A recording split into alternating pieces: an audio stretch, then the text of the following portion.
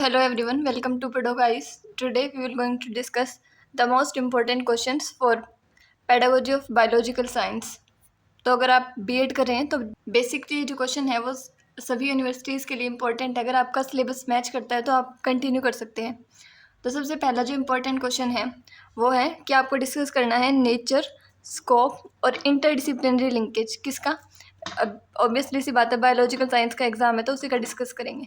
तो जो बायोलॉजी है उसको हम डिफाइन करते हैं कि बायोलॉजी के अंदर हम स्टडी करते हैं लिविंग ऑर्गेनिजम्स की, उनके स्ट्रक्चर की, फंक्शंस की, और वो कैसे जो कोई ऑर्गेनिज्म है वो बड़ा होता है, ग्रोथ करता है, और कैसे वो इंटरेक्ट करता है, किससे इंटरेक्ट करेगा, एनवायरनमेंट के साथ। एनवायरनमेंट अपने आसपास का जो चीज़ें हैं उसे हम कहते हैं। तो इसकी दो डायमेंशंस होती हैं, एक तो होता है प्रोडक्ट और एक होता है प्रोसेस। प्रोडक्ट का मतलब है वो fact, concept, knowledge, generalisation, theories और लॉ जिसके बारे में हम इस पूरे बायो के अंदर पढ़ते हैं। और प्रोसेस का मतलब है कंटिन्यू प्रोसेस है जिसके अंदर हम चीज़ों को ऑब्जर्व करते हैं, कुछ हाइपोथेसिस बनाते हैं टेस्टिंग के बेसिस पर, और उसके बाद में कुछ एम्पेरिकल एविडेंस होता है हमारे पास और उसी के बेसिस पे हम कोई बात कहते हैं। एक तो आप ये जो है ये सेल्फ करेक्टिंग है, अपने आप जो चीज़ें हैं वो करेक्ट होती जाती है जैसे जैसे डिस्कवरीज होती हैं। और अगर आप बायो को कंटिन्यू करना चाहते हैं, फिर आप साइंस को भी पढ़ना चाहते हैं, तो आपके अंदर क्यूरियोसिटी होनी चाहिए। ये हो गई बेसिक सी बात। अब उसके बाद में आते हैं स्कोप। तो बायो जो है उसका बहुत बड़ा स्कोप है, आपको पता ही है कि इसके अंदर आप मॉलिक्यूलर लेवल से, जैसे कि सबसे पहले हम सब किससे बने होते हैं, डीएनए से। तो डीएनए जीन्स की बात कर लो या फिर ग्लोबल स्केल यानी कि बहुत बड़े लेवल के ऊपर जब हम बात करते हैं इकोलॉजी की या फिर क्लाइमेट चेंज की, तो माइक्रो से मैक्रो तक की सारी बातें जो है वो इसके अंदर आती है। उसके अलावा जो हम मेडिसिन देखते हैं, एग्रीकल्चर और एनिमल हस्बेंड्री या फिर जो और भी सेक्टर्स हैं, उनको बायोलॉजी जो है वो डायरेक्टली इम्पेक्ट करता है। अब जो बायो है वो बाकी सब सब्जेक्ट से किस तरह से रिलेटेड है उसके अंदर हम डिस्कस करें तो सबसे पहले आता है केमिस्ट्री। केमिस्ट्री के अंदर जब आप बायोकेमिकल प्रोसेस पढ़ते हैं, जैसे कि हमारी बॉडी के अंदर मेटाबॉलिज्म कैसे होता है और जो सेलुलर रेस्पिरेशन है, अब इसके अंदर जो रिएक्शंस है वो केमिस्ट्री की होती है, लेकिन ये डायरेक्टली एसोसिएटेड है बायो से। फिज़िक्स की बात करें तो बायो फिज़िक्स की वजह से ही हम एक्सप्लोर कर सकते हैं बायोलॉजिकल मैटर और मैकेनिज़्म।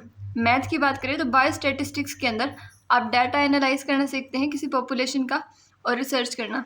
अगर हम इन्वायरमेंट साइंस की बात करें तो जब हम इकोलॉजी और कंजर्वेशन बायो की बात करते हैं तो हमारा फोकस होता है कि कैसे जो ह्यूमन है वो नेचर के साथ इंटरेक्ट कर रहा है। अब ये तो हो गया एक क्वेश्चन। नेक्स्ट इंपॉर्टेंट जो क्वेश्चन है वो है ब्लूम्स टैक्सोनॉमी का। तो ब्लूम्स टैक्सोनॉमी जो है वो बहुत इंपॉर्टेंट है, चाहे आपके फिजिकल साइंस में आए या बायो साइंस में आए। सबसे पहले ब्लूम्स टैक्सोनॉमी दी थी बेंजामिन ब्लूम ने। कब दी थी? 1956 के अंदर। और इन्होंने क्लासीफाई किया था लर्निंग को 3 डोमेन्स के अंदर, नॉलेज, एटीट्यूड और स्किल। और इसी से रिलेटेड गांधी जी ने 3H फॉर्मूला भी दिया था जिसे हम गांधीयन 3H फॉर्मूला कहते हैं। किसी चीज़ को याद करना है तो वो हमारे दिमाग के अंदर होनी चाहिए, मतलब बच्चे को समझाना है कोई भी चीज़, ठीक है। कोग्निटिव डोमेन के अंदर हम इंटेलेक्चुअल स्किल के अंदर फोकस करते हैं कि बच्चा जो है वो किसी भी कंसेप्ट को याद कर ले, किससे याद कर ले, अपने माइंड से याद कर ले। तो इसके अंदर सबसे पहला स्टेप आता है remember, then understand, then apply, then analyse, then evaluate and then create. आप इसको याद रख सकते हैं RUAAEC से, ठीक है। और ऐसे एक डायग्राम बना के आपको रिप्रेजेंट करना है RUAAE एंड देन C, ऐसे इस तरह से आपकी बुक में जो डायग्राम दे रखा है वो आप बना सकते हैं। सबसे पहले रिमेंबर के अंदर कोई भी जो फैक्ट होगा वो याद रखना है बच्चे को। जैसे कि प्लांट के पार्ट्स है, प्लांट का जो पार्ट है, रूट, स्टेम, लीफ, ये सब बच्चा क्या करेगा, माइंड के अंदर याद रखेगा। अंडरस्टैंड का मतलब होता है किसी चीज़ का मतलब समझना। अब फोटोसिंथेसिस है, जैसे कि फोटोसिंथेसिस क्या होता है, ये बच्चा इसकी डेफिनेशन याद रखेगा कि फोटोसिंथेसिस के अंदर जो प्लांट है वो अपना खाना बनाते हैं, ठीक है। अप्लाई का मतलब अब जब बच्चे के सामने कोई नई इन्फॉर्मेशन आएगी, कोई नई सिचुएशन आएगी, तो बच्चा वहाँ पर उस इन्फॉर्मेशन को अप्लाई कर रहा है या नहीं वो हम देखेंगे। जैसे कि आर्ल्स के लॉ बता दिए बच्चे को, अब जब बच्चा उसको अलग अलग लेवल के अंदर अप्लाई कर पा रहा है या नहीं। एनालाइज का मतलब होता है जो इन्फॉर्मेशन उसके पास है उसको वो टुकड़ों में तोड़ पा रहे हैं या नहीं। जैसे कि आपने पहले एरोबिक रेस्पिरेशन पढ़ा दिया, फिर एनारोबिक रेस्पिरेशन पढ़ा दिया, अब बच्चे की बारी है कि वो इन दोनों के अंदर डिफ्रेंशिएट कर पाए। एंड उसके बाद में आता है इवेल्युएट, जो टीचर करते हैं, मतलब टीचर कुछ क्राइटेरिया लेके मतलब टीचर कुछ क्राइटेरिया लेंगे, उसके बेसिस पर बच्चे को जज करेंगे, या तो उसका ओरल टेस्ट, रिटन टेस्ट, कोई भी टेस्ट ले लेंगे और देखेंगे कि बच्चा जो है वो आंसर दे पा रहा है या नहीं। फिर इवेल्युएट करने के बाद में लास्ट स्टेप आता है और सबसे हाईएस्ट स्टेप है क्रिएट। क्या बच्चा कुछ नया बना पा रहा है? नया बनाने का मतलब है कि बच्चा कोई नया प्रोजेक्ट बना के लिया है, अपनी तरफ से कुछ नया कर पा रहा है या नहीं कर पा रहा, ठीक है। तो मतलब अभी तक बच्चे ने ये जो सब किया है उन सबको जोड़ के कुछ नया बनाना। अब ये डोमेन जब कंप्लीट हो जाता है तब हम चलते हैं नेक्स्ट डोमेन के ऊपर, जो कि है अफेक्टिव डोमेन। और जो अफेक्टिव डोमेन है वो हमारे हार्ट से रिलेटेड होता है। मतलब बच्चा जो है वो अगर किसी कंसेप्ट को अपने इमोशन से या वैल्यू से एसोसिएट कर पाए तो उसकी जो लर्निंग है वो कंप्लीट हो जाएगी। इसके अंदर लेवल आते हैं receiving, responding, value, organisation, characterisation. तो इसको आप याद रख सकते हैं आर स्क्वायर वॉक से। Receive, respond, value, organisation and characterisation. Receive का मतलब है टीचर ने क्लास में लेक्चर दिया और बच्चे ने सुन लिया। रिस्पॉन्ड का मतलब है कि जब टीचर कोई क्वेश्चन पूछे या फिर बच्चा अपनी मर्जी से कुछ बोल ले। वैल्यू का मतलब है कि बच्चा उसकी रिस्पेक्ट करे, जैसे को नहीं तोड़ना चाहिए तो बच्चा अब वैल्यू करने लगा उस चीज़ की। ऑर्गेनाइजेशन का मतलब है जो चीज़ अलग अलग थी अब सारे बच्चा उन सबको एक लेके चलता है। और कैरेक्टराइजेशन का मतलब है कि बच्चा जो है वो अपने कैरेक्टर के अंदर उस चीज़ को इम्प्लीमेंट करता है। अगर कोई बाद में उसको पेड़ काटता हुआ दिखता है तो बच्चा उनको रोकता है। उसके बाद में थर्ड डोमेन है साइकोमोटर डोमेन, और ये मोस्ट इंपॉर्टेंट है साइंस के अंदर। तो कि बच्चा अगर किसी काम को हाथ से करके देख लेता है तो उसको बाद में दिक्कत नहीं आती। तो इसके अंदर जो है वो फिजिकल कोऑर्डिनेशन और मोटर स्किल्स के ऊपर काम करने की बात कही गई है। इसके अंदर लेवल रहेंगे perception, set, guided response, mechanism, complex overt response, adaptation and organisation. इसको याद रख सकते हैं आप आई एम पेन से। तो सबसे पहले है इमिटेशन। इमिटेशन का मतलब है कि बच्चा किसी चीज़ की नकल करना स्टार्ट कर देता है। एम से मैनिपुलेशन। मैनिपुलेशन का मतलब है वो अपनी तरफ से कुछ जोड़ तोड़ के करना स्टार्ट करता है। पर्सनलाइजेशन का फिर है पी से पर्सनलाइजेशन। पर्सनलाइजेशन मतलब अब बच्चा जो है वो खुद से उस चीज़ को कर रहा है। आर्टिकुलाइजेशन मतलब जैसे एक आर्टिस्ट किसी काम को करता है वैसे ही बच्चा भी एक आर्टिस्ट की तरह उस काम को करे और अच्छे से करे। नेचुरलाइजेशन एन से। नेचुरलाइजेशन का मतलब है कि एक टाइम के बाद में बच्चा जो है उस काम में इतना इन्वॉल्व हो जाता है प्रैक्टिस की वजह से कि अब वो उस काम को एक तो जल्दी कर पा रहा है और एक बहुत ही अच्छे तरीके से कर पा रहा है। उसके बाद में एक शॉर्ट नोट में इंपॉर्टेंट क्वेश्चन आ सकता है, वैसे हमारे तो आया नहीं था ये, कि बिरबल साहनी और हरगोविंद खुराना की क्या कंट्रीब्यूट किया था उन्होंने साइंस के अंदर। अगर आपसे हिस्ट्री पूछी जाए तो आप लिख सकते हैं इसको कि जो बिरबल साहनी थे, डॉक्टर बिरबल साहनी, उनको पेलियोबोटनी का फादर कहा जाता था। उन्होंने प्लांट फॉसिल की स्टडी की थी और उन्होंने बिरबल साहनी इंस्टीट्यूट बनाया था पेलियोबोटनी का लखनऊ के अंदर। उन्होंने गोंडवाना फ्लोरा और जियोलॉजिकल हिस्ट्री जो है इंडियन सब कॉन्टिनेंट की उसके ऊपर बात की थी। उसके अलावा डॉक्टर हरगोविंद खुराना जो थे वो एक इंडियन अमेरिकन बायोकेमिस्ट थे जिन्होंने नोबेल प्राइज़ लिया 1968 के अंदर। उन्होंने जेनेटिक कोड के ऊपर काम किया था और उन्होंने सिंथेसाइज किया था फर्स्ट आर्टिफिशियल जीन को, और उन्होंने फाउंडेशन दी थी आज की जो मॉलिक्यूलर बायो है उसकी और जेनेटिक इंजीनियरिंग की। अब उसके बाद में यूनिट 2 से ये क्वेश्चन तो आप लिखवा के ले लो, आएगा ही आएगा, यानी कि पक्का आएगा, तो इसको ध्यान से सुन लेना। इसके अंदर है पेडागोजिकल एनालिसिस करनी है आपको और उसके स्टेप पता होने चाहिए, ठीक है। तो ये 100% आएगा, सुन लो। पेडागोजिकल एनालिसिस का मतलब आपका जो पूरा सिलेबस है उसको टुकड़ों के अंदर तोड़ना ताकि टीचर जो है वो उसको ईजिली पढ़ा सके, ठीक है। पेडागोजिकल एनालिसिस का मतलब है आपके पूरे सिलेबस को टुकड़ों के अंदर तोड़ना ताकि उसको क्लास में पढ़ाया जा सके, उसका कोई मतलब निकले और लास्ट में जो टीचर है वो उसका टेस्ट ले सके, इवेल्युएट कर सके बच्चों को। तो इसको करने के लिए सब 4 स्टेप होते हैं। सबसे पहला है कंटेंट एनालिसिस। अब टीचर जो है वो उसको पता होना चाहिए कि उसको पढ़ाना क्या है, तो कॉन्सेप्ट, फिर उसके सब कॉन्सेप्ट, फिर उस चैप्टर में क्या फैक्ट दे रखे हैं, क्या प्रिंसिपल है उस टॉपिक के, वो सारी चीज़ें टीचर को पता होना चाहिए। जैसे कि मान लो टीचर को फोटोसिंथेसिस पढ़ाना है तो सबसे पहले टीचर को पता होना चाहिए कि उसे क्या क्या सामान चाहिए। जैसे कि फोटोसिंथेसिस समझाने के लिए हो सकता है टीचर को प्लांट दिखाना पड़े, ठीक है, सनलाइट के अंदर बच्चों को ले जाना पड़े, केमिकल इक्वेशन जो क्लोरोफिल का रोल क्या है प्लांट के अंदर वो बताना पड़े। तो इन सारी चीज़ पहले टीचर इन सारे जो टॉपिक हैं इनके नाम लिख लेंगे और इसके अंदर क्या क्या है वो सारी चीज़ लिख लेंगे। तो इसको हम कहते हैं कंटेंट एनालिसिस। बेसिकली आज तक जो हम पढ़ते आए थे हम वो पढ़ रहे थे कंटेंट पढ़ रहे थे, तो हम उसकी एनालिसिस करनी है। उसके बाद में सेकंड स्टेप होता है फॉर्मुलेटिंग इंस्ट्रक्शनल ऑब्जेक्टिव। इसका मतलब क्या है कि जो टीचर है वो डिफाइन करेगा कुछ स्पेसिफिक ऑब्जर्वेबल बिहेवियर आउटकम। मतलब जब टीचर पढ़ा रहा है तो वो क्या ऑब्जर्व करे उस चीज़ से कि बच्चे के बिहेवियर के अंदर क्या चेंज आएगा, ठीक है। उसके बाद में थर्ड स्टेप है मेथड और एड सेलेक्ट करेगा। अब ये जो है ये हर टॉपिक के अकॉर्डिंग वेरी करेगा। तो टीचर जो है अप्रोप्रिएट टीचिंग स्ट्रेटजी चूज करेगा। स्ट्रेटजी के अंदर कोई भी स्ट्रेटजी आ सकती है, प्रोजेक्ट लेके पढ़ा सकता है, ह्यूरिस्टिक मेथड का यूज़ कर सकता है, दिखा के पढ़ा सकता है, डेमो मेथड, या फिर कौन से रिसोर्स यूज़ करेगा उस चैप्टर को पढ़ाने के लिए, कोई चार्ट, कोई मॉडल, या फिर कोई वर्चुअल स्टिमुलेशन का यूज़ करना चाहे। अब लास्ट में टीचर उन सबको इवेल्युएट करेगा। इवेल्युएट करने के लिए टीचर उसका टेस्ट ले सकता है। टेस्ट ऑब्जेक्टिव हो सकता है, ओरल क्वेश्चन का हो सकता है, या फिर लैब टेस्ट, लैब के अंदर जो टेस्ट होता है वो हो सकता है, ताकि जो बच्चे की अटेनमेंट है वो मेज़र की जा सके। अब कोई पर्टिकुलर टॉपिक आपको पेडागोजिकल एनालिसिस के लिए दिया जा सकता है। अब ह्यूमन डाइजेस्टिव सिस्टम जो है वो सबसे इम्पोर्टेंट है, ठीक है।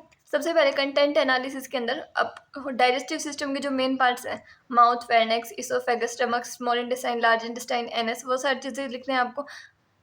पहले आप नाम लिख दीजिएगा, बाद में टाइम हो तो आप इनको एक्सप्लेन भी कर सकते हैं थोड़े बहुत। लेकिन एसेसरी ऑर्गन में जैसे कि साथ में आपको salivary gland, liver, gall bladder, pancreas, और उसके अलावा इसके अंदर 2 प्रोसेस होती है, मैकेनिकल और केमिकल, आप वो लिख सकते हैं। आप चाहे तो लिख सकते हैं कि माउथ से स्टार्ट होता है डाइजेशन, इसोफेगस फूड पाइप होती है जिससे नीचे जाता है, स्टमक के अंदर 3 होते हैं, HCl, mucus, pepsin, small intestine के अंदर विलाई प्रेजेंट होते हैं, लार्ज इंटेस्टाइन और स्मॉल इंटेस्टाइन में मैक्सिमम एब्जॉर्प्शन होता है, लार्ज इंटेस्टाइन के अंदर वाटर एब्जॉर्ब होता है और एनएस से बेसिकली बाहर आ जाता है जो भी वेस्ट होता है वो। तो ये आप एक्सप्लेन कर सकते हैं थोड़ा थोड़ा। अब ऑब्जेक्टिव क्या है, टीचर को क्यों पढ़ाना है ये चैप्टर, ताकि वो बच्चे जो है वो जीआई ट्रैक्ट को के ऑर्गन्स को लेबल करना सीख सके। उसके अलावा पेरिस्टेरिस का रोल पता हो बच्चे को कि क्या होता है। अब इसके लिए टीचर जो है वो एक एनाटॉमिकल मॉडल यूज़ कर सकता है, या फिर एनिमेशन यूज़ कर सकता है डाइजेस्टिव सिस्टम की, डाइजेस्टिव प्रोसेस की, ठीक है। अब लास्ट में टीचर को कैसे पता चलेगा कि बच्चों को समझ में आया या नहीं, तो इसके लिए टीचर या तो उनसे डायग्राम बनवा सकता है या फिर एमसीक्यू का टेस्ट ले सकता है।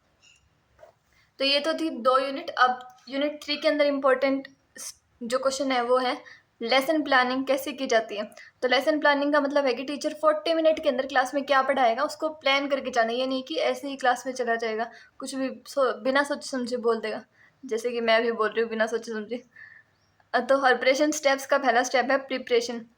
प्रिपरेशन के अंदर क्या होता है कि टीचर जो है वो सबसे पहले जाके बच्चे की प्रीवियस नॉलेज चेक करेगा, उससे कुछ क्वेश्चन पूछेगा कि क्या उसकी जो प्रीवियस नॉलेज है वो है या नहीं। अगर उसको वो क्वेश्चन आते होंगे तो वो कंटिन्यू करेगा, अदरवाइज जो पिछले क्लासेस के कुछ डाउट्स थे उसको क्लियर करेगा पहली क्लास के अंदर। उसके बाद में वो अपने प्रेजेंटेशन देगा। प्रेजेंटेशन के अंदर वो जो फैक्ट हो गए उस चैप्टर से रिलेटेड वो बोलेगा। कंपैरिजन और एसोसिएशन करेगा थर्ड स्टेप के अंदर, कि जो अब मान लो इसने एरोबिक पढ़ा दिया, एनारोबिक पढ़ा दिया, अब इन दोनों को कंपेयर करेगा इसके अंदर। वो जनरलाइजेशन का मतलब है एक रूल देगा, लॉ देगा या कंसेप्ट देगा जो सबके ऊपर अप्लाई हो सके। एप्लीकेशन, अब बच्चे को कहेगा कि आपको ये जो मैंने समझाया है इसको अपनी रियल लाइफ के अंदर यूज़ करके देखना है। तो कोई प्रॉब्लम दे दिया मान लो और बच्चा उसको सॉल्व करेगा। फिर लास्ट में रिकैप्चुलेशन के अंदर टीचर ने जो पूरी क्लास में पढ़ाया है उसकी समरी देने के लिए कहेगा, मतलब टीचर उसको समराइज करेगा। ये तो था एक क्वेश्चन। इसके अंदर दूसरा क्वेश्चन पूछा जा सकता है माइक्रो टीचिंग, और माइक्रो टीचिंग की कोई भी एक स्किल को पूछा जा सकता है, ठीक है। तो माइक्रो टीचिंग जो है वो एक स्केल डाउन होती है। ये आपने अपने एक टास्क के अंदर की भी होगी जब आप बीएड कर रहे हो या फिर, ठीक है। एक स्केल डाउन प्रैक्टिस होती है, मतलब 5-10 मिनट के अंदर बच्चों को करने होते हैं। 5-10 बच्चे होते हैं, 5-10 मिनट का समय दिया जाता है। अगर आपको स्किल ऑफ प्रॉबिंग क्वेश्चन दे दी जाए तो आपको बेसिकली वो जो कंपोनेंट्स जो आपने अपने माइक्रो लेसन की फाइल के अंदर लिखे थे उनको ही ध्यान में रखते हुए लिखना है कि कोई भी स्किल दे दी जाए आपको। मान लो आपको प्रॉबिंग क्वेश्चन की दे दी तो आपको ये देखना है कि आप क्लास में बच्चों से क्वेश्चन पूछेंगे। प्रॉम्प्टिंग का मतलब है कि आप बच्चों को हिंट दे सकते हैं कि वो करेक्ट आंसर दें। फर्दर इन्फॉर्मेशन का मतलब है कि आप बच्चों को कह सकते हैं कि इसको और बताओ। रीफोकस का मतलब है कि आप जो है वो थोड़े से बच्चों को अलग टॉपिक से उस टॉपिक को रिलेट करके बता सकते हो। रीडायरेक्शन का मतलब है कि आप दूसरे स्टूडेंट को पास कर सकते हो अगर बच्चा आंसर नहीं दे रहा हो तो। क्रिटिकल अवेयरनेस का इंक्रीज करने का मतलब है कि आप बच्चे से ये पूछ सकते हो अगर उसने आंसर दे दिया तो ये कैसे हुआ, क्यों हुआ, ताकि बच्चा और लॉजिक लगा सके। अब लास्ट यूनिट है आपकी, उससे इम्पोर्टेंट क्वेश्चन है।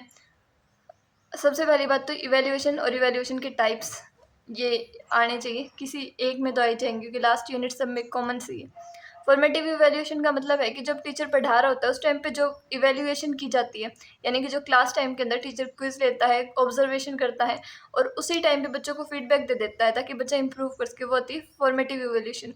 इससे बच्चा जो है वो अगली क्लास में प्रमोट नहीं होता, बस बच्चे को पता चल जाता है कि उसकी कमी कहाँ है और वो चाहे तो इम्प्रूव कर सकता है।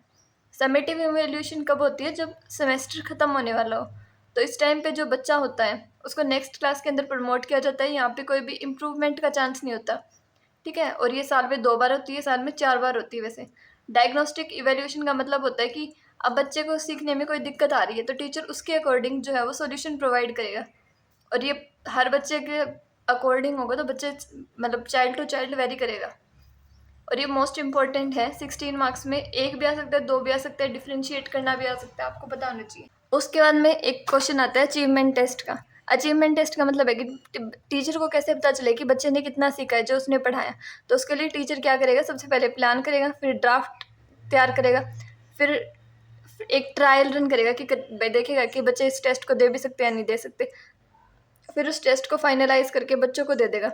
तो ब्लूप्रिंट के अंदर क्या होगा, जो 3D टेबल बनाई जाएगी एक टेस्ट की वैलिडिटी को इंश्योर करने के लिए कि ये टेस्ट लिया भी जा सकता है या नहीं। सबसे पहले ऑब्जेक्टिव टीचर देखेगा कि मैंने कितनी नॉलेज मतलब कितनी वेटेज दी है नॉलेज को, अंडरस्टैंडिंग को, एप्लीकेशन को और स्किल को। कंटेंट के अंदर क्या होगा कि अलग अलग मार्क्स असाइन किए जाएंगे सिलेबस के अकॉर्डिंग। ये नहीं होना चाहिए कि एक यूनिट को बहुत ज़्यादा दे दिया, दूसरी यूनिट को बहुत कम दिया, यानी कि जैसे कि आपके एग्जाम में 4 यूनिट आते हैं तो चारों 16 मार्क्स के आते हैं, तो उसी हिसाब से बैलेंस करना है नंबर को। क्वेश्चन टाइप का मतलब है कि सारे क्वेश्चन मिक्स होने चाहिए, ये नहीं कि सिर्फ शॉर्ट क्वेश्चन दे दिया, लॉन्ग क्वेश्चन दे दिया, सब होने चाहिए। Objective type, short answer, long answer. Important question ये भी है कि एम्स और ऑब्जेक्टिव के बीच में क्या डिफरेंस होता है। तो एम जो होता है वो आंसर होता है वाई का, एक सब्जेक्ट क्यों पढ़ाया जा रहा है, ये बहुत बड़ा होता है। जनरल ऑब्जेक्टिव होता है इसका, और एब्स्ट्रैक्ट होता है, लॉन्ग टर्म होता है। ये मतलब किसी इंसान को डॉक्टर बनना है तो ये लॉन्ग टर्म गोल हो गया ना, और ये नहीं है कि ये सिर्फ स्कूल के अंदर कंप्लीट हो जाएगा। और इसको मेज़र करना भी बहुत मुश्किल होता है। एक बड़ी पिक्चर होती है जो कि स्कूल और सोसाइटी जो है वो कलेक्टिवली रिस्पॉन्सिबल होते हैं इसके लिए, जैसे कि मैंने आपको बताया दिया, जैसे कि कोई डॉक्टर बनना।